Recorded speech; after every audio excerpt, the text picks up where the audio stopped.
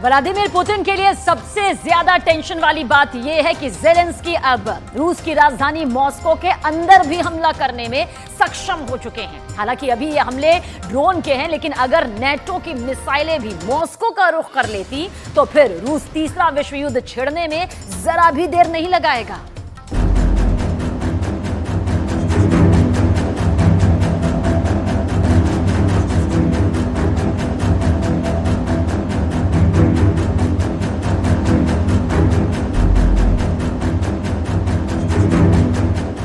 Zelensky Ukraine की जंग में एक बहुत बड़ा गेम प्लान तैयार करने में लगे हुए हैं।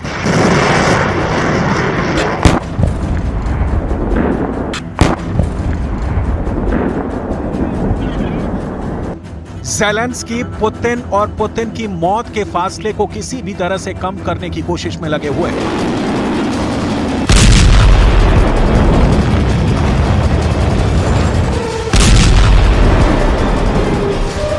यही वजह है कि लगातार ज़ेलेंस्की के ड्रोन ना सिर्फ मॉस्को पर हमले कर रहे हैं, बल्कि ज़ेलेंस्की के ड्रोन उस जगह तक पहुंच रहे हैं जहां से कुछ ही दूरी पर पुतिन का आधिकारिक आवास भी है, जिसे क्रेमलिन कहा जाता है।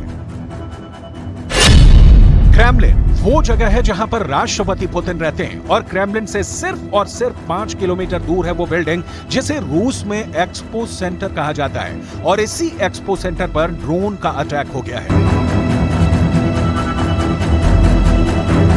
ये देखिए, यही उस एक्सपो सेंटर की इमारत की तस्वीरें हैं जो कि हमले की वजह से बर्बाद हो गई। इस इमारत की मरम्मत करने का काम जारी है, लेकिन ज़ेलेंस्की के ड्रोन जिस तरह की चोट दे रहे हैं, ये घाव इतनी आसानी से भरने वाले नहीं हैं।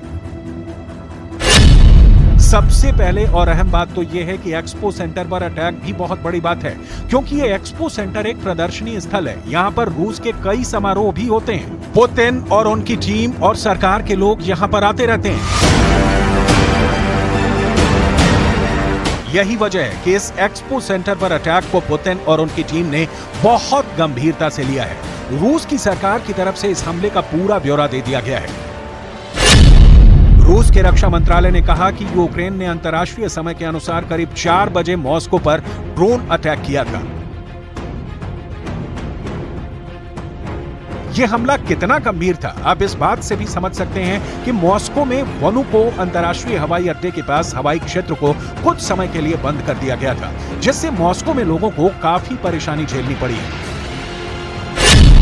4 जुलाई को भी जब मॉस्को पर ड्रोन हमला हुआ था, तब वनुको अंतर्राष्ट्रीय हवाई अड्डे से उड़ानों को मजबूरन डायवर्ट कर दिया गया था। 30 जुलाई को भी ड्रोन हमलों के बाद कुछ समय के लिए यह हवाई अड्डा बंद कर दिया गया था और 1 अगस्त को भी यह हवाई अड्डा ड्रोन हमले की वजह से ही बंद कर दिया गया था।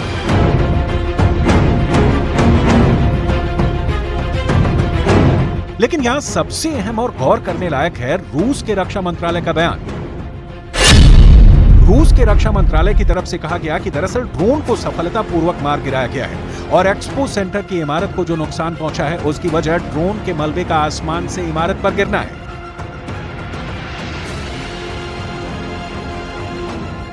हालांकि इस बात पर भरोसा करना मुश्किल है, क्योंकि अगर आप तस्वीरों को देखें तो इमारत की हालत को देखकर साफ लगता है कि ये ड्रोन हिट करने की वजह से ही बिल्डिंग को नुकसान पहुंचा है।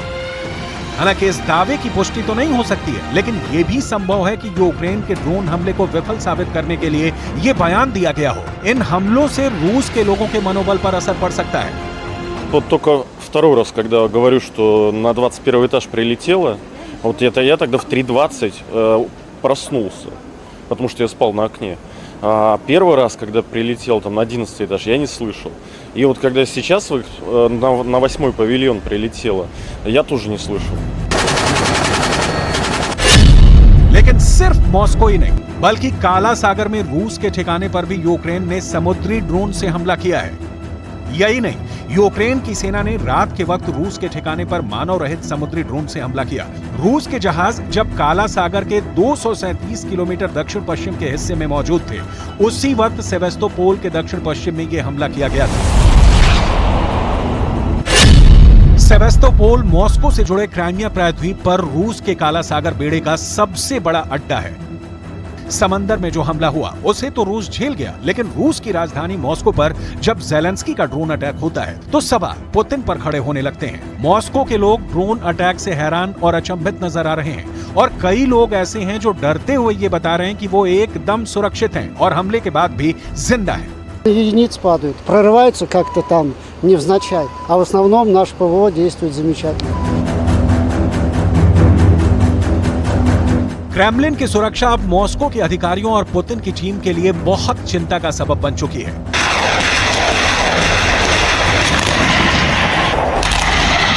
पिछले हफ्ते भी मॉस्को के अंदर उस वक्त हड़कंप मच गया था जब पुतिन के आवास के पास एक गोदाम में आग लग गई थी। क्रेमलिन से सिर्फ 6.5 किलोमीटर दूर आग लगने से रूस चौंक गया था। गंभीर बात यह थी कि आग 2 वर्ग किलोमीटर में फैल चुकी थी। ये आग कैसे लगी? रूस की सुरक्षा एजेंसियां चौकन्नी हो चुकी हैं। इसकी वजह यूक्रेन के लगातार ड्रोन हमले भी हैं। रूस ने इस हफ्ते मॉस्को के पास 2 यूक्रेनी ड्रोन हमलों की जानकारी दी थी। रूस की सेना ने पश्चिमी दक्षिणी दिशाओं से आ रहे ड्रोन को एयर डिफेंस सिस्टम के जरिए मार दिया था, लेकिन अब अचानक लगी आग से फिर से पुतिन की सुरक्षा को लेकर चिंताएं खड़ी हो चुकी हैं। और अब एक्सपो सेंटर पर ड्रोन हमले ने भी पुतिन को चौंका दिया है।